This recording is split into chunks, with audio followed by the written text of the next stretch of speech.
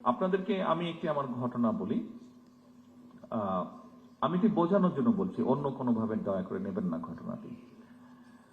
সেটি হচ্ছে 1997 সালে একটি রোড মার্চ হয়েছিল, রাজনৈতিক একটি রোড মার্চ হয়েছিল বাংলাদেশ জাতীয়তাবাদী দলের নেতৃত্বে, ঢাকা থেকে পঞ্চগড়। বগুড়াতে নাইট স্টে ছিল, যেহেতু বগুড়াতে একদিন নাইট স্টে ছিল পুরো কনভয়ের হাজার হাজার লোকের। তো স্বাভাবিকভাবে আমি কয়েকদিন আগে বগুড়াতে চলে গিয়েছিলাম, যেহেতু নিজের জেলা, সবাই দেশের বিভিন্ন জায়গা থেকে নেতা কর্মীরা সহ সমর্থক বৃন্দ সাধারণ মানুষ আসবে ওই কনভেতে, কয়েক হাজার মানুষ, একটা তো ম্যানেজমেন্ট থাকতে হবে, থাকা খাওয়া সবকিছু। তো আমরা যেখানে বড় একটি স্কুল মাঠে প্যান্ডেল করেছিলাম, তো সেখানে আমরা সবাই এসে পৌঁছতে সম্ভবে গরমের দিন, মাসটা মনে নেই, তবে সামার ছিল, গরম ছিল।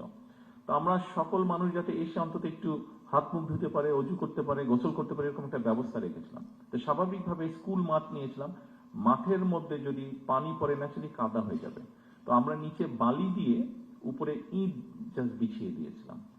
তো ওই কাজটা যাদেরকে দিয়েছিলাম তাদেরকে কাজের ডাইরেকশন সবকিছু দিয়ে আমি অন্য কাজ দেখতে চলে গেছিলাম। এটি সকালের ঘটনা। রাত্রে যখন আমি প্রায় 9টার দিকে আসলাম, এটি আগের দিনের ঘটনা, যেদিন রোড মার্চ আসবে আগের দিনের ঘটনা, 9টার দিকে আসলাম, দেখলাম যে ইটগুলো নিয়ে আসা হয়েছে। যাদেরকে ইটের কথা বলেছে, আমাদেরই এক নেতা ছিল, তার ইটের ভাতা ছিল, সে বলেছে যে আমি ইট দেবো। ঠিক আছে, ভেরি ওয়েল, তাহলে আমাদের ইট আর কিনতে হয়নি। তো আমি এসে দেখলাম যে ইটগুলা এসে ইট ভাটা থেকে এসে এক জায়গায় স্ট্যাক করে রেখে গিয়েছে। তো আমি বললাম যে কি ব্যাপার, এগুলো বিছানো হয়নি কেন? তো তখন আমাকে সবাই বললো যে লেবার যারা আসার কথা ছিল এখনো আসেনি, হয়তো আসবে, তারপরে বিছাবে। তো শুনে আমার মেজাজটা একটু খারাপই হলো। আমি কাউকে কিছু বললাম না, আমি চারিদিকে আমাদের নেতা কর্মীরা আছে, আমি হাঁটা ধরলাম স্টেকের যেখানে ইটগুলা সব রাখা ছিল, আমি গিয়ে দুই হাতে দুইটা ইট ধরে, এখানে শাওলম আছে, খুব সম্ভব ওর বোধহয় ঘটনাটি মনে আছে, আমি দুই হাতে দুটো ইট নিয়ে যেখান থেকে বিছানোর কথা ছিল ওখানে আমি বিছানো ধরলাম। স্বাভাবিক আমি যখন ইট নিয়ে আসা যাওয়া শুরু করেছি, সব নেতাকর্মী দুটো করে ইট ধরলো। বিশ্বাস করবেন 1 থেকে 1.5 ঘন্টার মধ্যে পুরো কাজটা কমপ্লিট হয়ে গেল।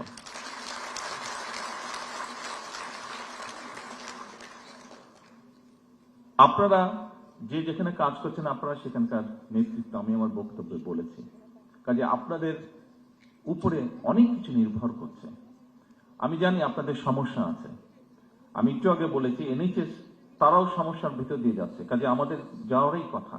তাদের অর্থনৈতিক অবস্থা অনেক শক্তিশালী, কিন্তু আপনারা যদি, এটি আপনার প্রতিষ্ঠান, ওখানে আপনি নেতৃত্ব দিচ্ছেন, আপনি যদি চান, 100% সম্ভব না, বাট অনেক সমস্যার সমাধান করা সম্ভব।